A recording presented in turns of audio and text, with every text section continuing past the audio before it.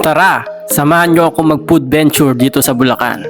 2 hours drive lang to from Manila. Nakarating na tayo dito sa San Rafael River Adventure. Dumiretso na ako dito sa reception area para magbayad ng 1,000 pesos. Good for 5 packs na yon mga boss. 875 pesos consumable na sa El Rio Cafe. At yung 125 pesos for entrance fee naman. Tara, akit tayo sa El Rio Cafe mga boss. Habang umakyat, meron ka ng madadaanan na picture spots katulad nitong bike at itong bridge. Kilala rin ito bilang floating cafe. Meron din silang lunch on a river cruise. Starts at 12 noon to 1:30 PM. By reservation only. Pasok na tayo sa loob ng cafe mga boss. Maliit lang yung cafe sa loob. Meron silang mga cakes and cookies.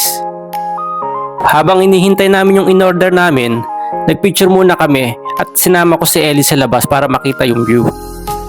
Ito na mga order natin na nachos, french fries, ice blended matcha, lechon kawali, roast beef, chicken ala El Rio, tuna pesto, baby back ribs, at biscuit cheesecake.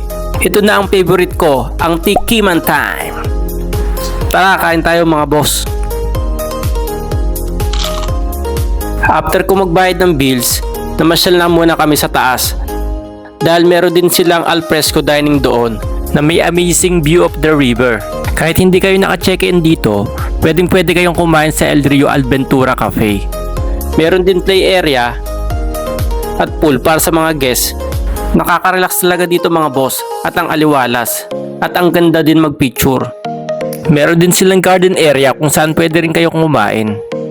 Kung nature lover ka, siguradong magugustuhan nyo dito.